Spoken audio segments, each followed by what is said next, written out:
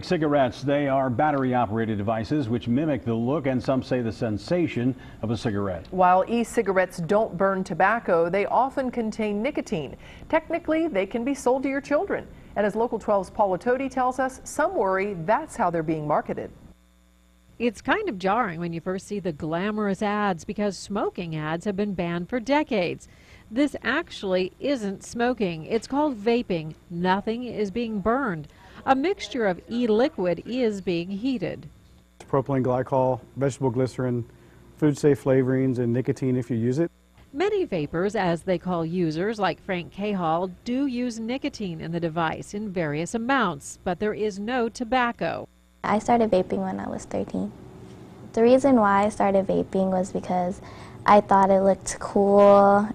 Young people talk about vaping on the internet, and ads are selling cool. I save money. It's not as an expensive habit. It's a lot healthier.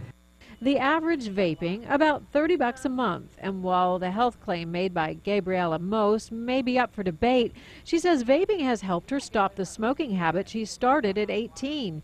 You hear that a lot from vapors, but doctors at the Centers for Disease Control worry e-cigs will cause their own addiction. I think I'm addicted to smoking in general. I vape almost every weekend. Psychologist Doctor Gail Friedman doesn't think it's a stretch to say e-cigs are a gateway for young people. Because for those who have more of a sensitivity or susceptibility to nicotine, if they want more of it, then they're going to go to the cigarette. The e-cigs come in flavors like cherry, bubble gum. I've tried the tropical. I like banana cream pie. Manufacturers say that's not targeting children, it's targeting people. This is kind of the campaign they did during the 40s, where they appealed to everybody. Dr. Freidman says e-cigs could certainly become another habit, and whether that transfers to another addiction is hard to predict. My overall thought is, I don't think it's a great thing. It's just like being on the computer too much. It's not a great thing for those kids. Saying that it's a gateway when we don't sell to minors, for us it's a non-issue. At ALTSmoke in Eastgate, they provide an almost coffee bar type environment to vapors. They don't sell to anyone under 18. Actually, we found that to be the case all around the tri-state. The business of e-cigs is exploding, and the industry has become largely self-regulating. Even so, the CDC is finding e-cig use is big among the under 18 crowd, the number doubling to 2 million between 2011 and 2012.